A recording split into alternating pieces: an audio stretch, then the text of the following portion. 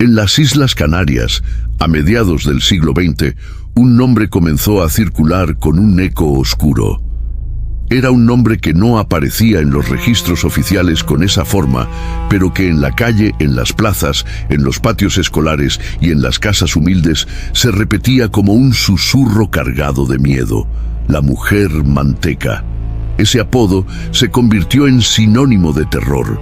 Los niños crecían escuchando que si no obedecían a sus padres, vendría la mujer manteca a buscarlos. Que si salían solos por la noche, ella los atraparía y nunca volverían a casa. La figura, mezcla de mujer real y mito popular, quedó grabada en el imaginario de Canarias como uno de los relatos más inquietantes de la posguerra española. Pero detrás de ese nombre había una persona real: Encarnación Ortega, una mujer que vivió en Tenerife durante los años 50 y que fue acusada de comerciar con grasa humana. Un hecho macabro que, combinado con la pobreza, la superstición y el sensacionalismo de la época, dio lugar a una de las leyendas más oscuras de la historia reciente de España. Hoy recorreremos esa historia al detalle.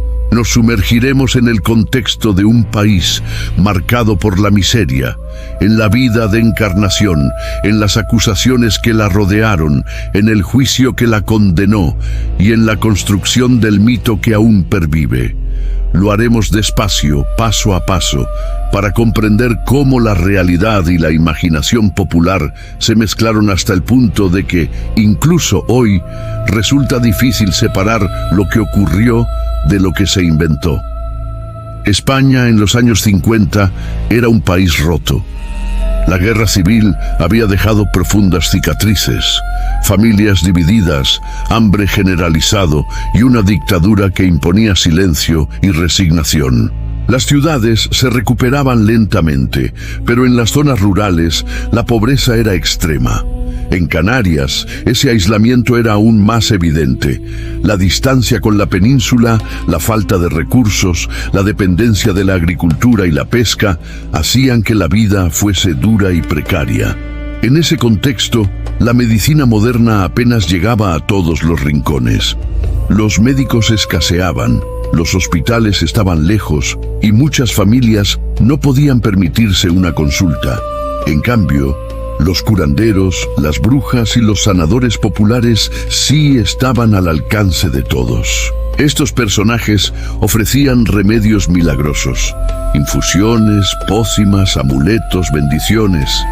A veces eran inofensivos, simples mezclas de hierbas. Otras veces eran prácticas más peligrosas, basadas en supersticiones y rituales ancestrales. En Canarias, como en muchas partes de España, había creencias antiguas sobre el poder de la grasa humana. Se pensaba que tenía propiedades curativas y mágicas.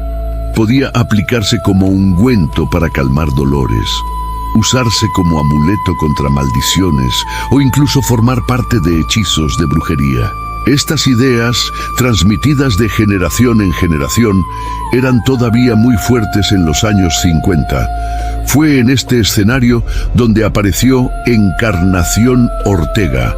De ella se sabe poco con certeza, porque la línea entre la realidad y la leyenda está difuminada.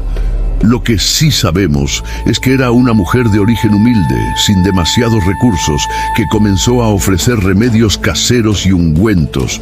Pronto corrió la voz de que esos brebajes funcionaban mejor que cualquier otra cosa. Pero también se dijo que contenían un ingrediente prohibido y perturbador: grasa humana. El rumor empezó a extenderse rápidamente. Algunos vecinos aseguraban haber comprado frascos con una sustancia aceitosa, amarillenta, que Encarnación presentaba como un remedio infalible. Otros afirmaban que ella misma confesaba en voz baja que se trataba de manteca humana obtenida de cadáveres. El apodo de Mujer Manteca nació de esa convicción popular, pero los rumores no se detuvieron ahí. Muy pronto comenzaron a circular versiones más siniestras. Se decía que Encarnación no solo conseguía la grasa de los muertos, sino que también secuestraba a niños para matarlos y extraerla directamente de sus cuerpos. Historias de pequeños desaparecidos se mezclaban con el miedo colectivo, y lo que pudo haber sido un simple delito de profanación de tumbas se convirtió en la mente del pueblo en una cadena de asesinatos rituales. La Guardia Civil empezó a recibir denuncias. Familias que decían haber encontrado tumbas profanadas.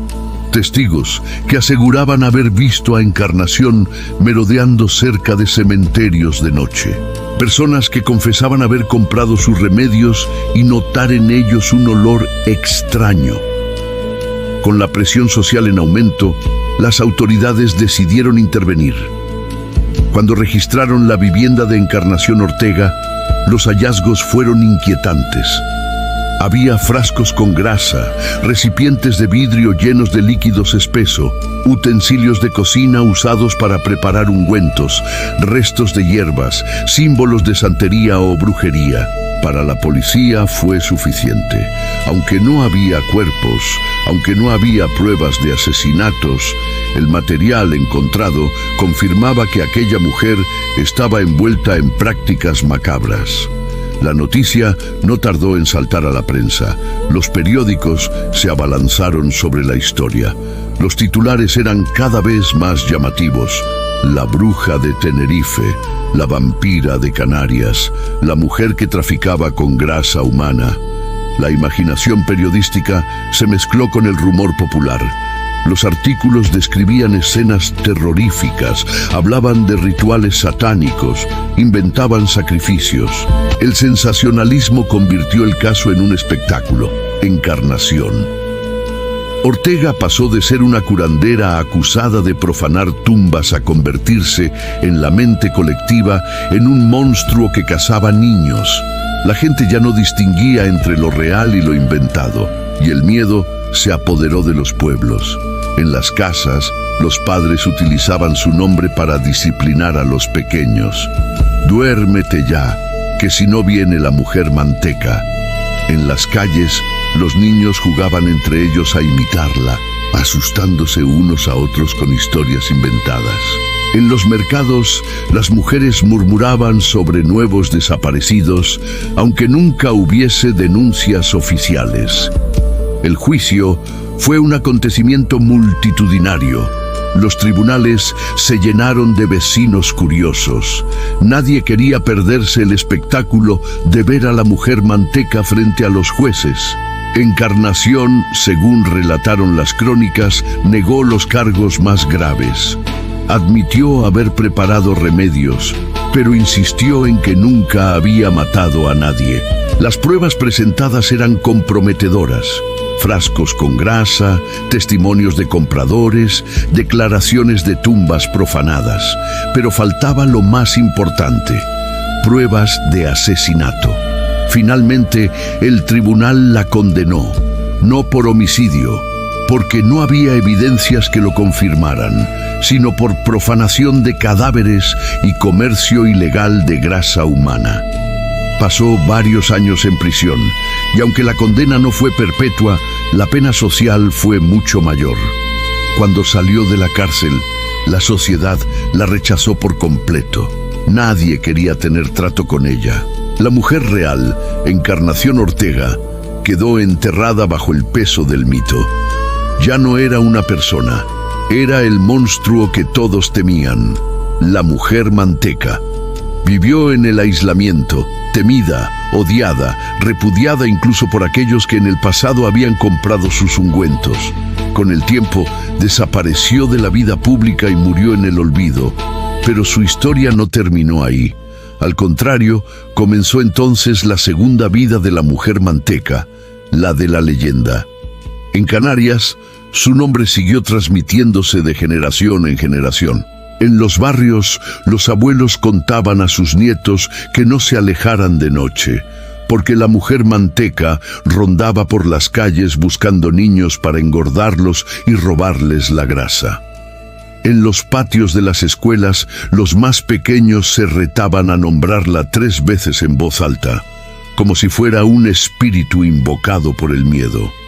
Con los años, la leyenda se mezcló con otras historias de brujas, vampiros y seres sobrenaturales. Pero en Canarias, el nombre de Encarnación Ortega seguía teniendo un peso particular. No era un mito traído de fuera, era propio, nacido en la tierra, surgido de hechos reales. Hoy los historiadores coinciden en que Encarnación Ortega existió, que fue detenida y condenada, que comerciaba con grasa humana obtenida de cadáveres, y que la prensa y el rumor popular transformaron su delito en una pesadilla colectiva. Los asesinatos de niños, los rituales satánicos, los sacrificios humanos nunca se probaron. Probablemente fueron invenciones, exageraciones de un pueblo marcado por el hambre y la superstición. Pero el mito fue más fuerte que la verdad. Y aún hoy, más de 70 años después, el nombre de la mujer manteca provoca un escalofrío en quienes lo escuchan. Porque el caso de Encarnación Ortega nos enseña algo fundamental, que la realidad y la leyenda a veces caminan de la mano. Que una verdad, por pequeña que sea, puede transformarse en un monstruo cuando se mezcla con miedo, ignorancia y rumor. Y que en ocasiones lo que más aterra no son los fantasmas inventados, sino la crueldad real de los seres humanos. Encarnación murió hace décadas, pero en la memoria popular sigue viva. No como la mujer que fue, sino como el personaje en el que la convirtieron. Un mito de terror que recuerda a cada generación que a veces los monstruos más temidos no se esconden bajo la cama, sino que caminan entre nosotros. Y así, en la oscuridad de las calles, cuando el viento sopla entre los callejones estrechos de Canarias, todavía hay quien susurra: ten cuidado, porque en la noche aún puede aparecer la mujer manteca.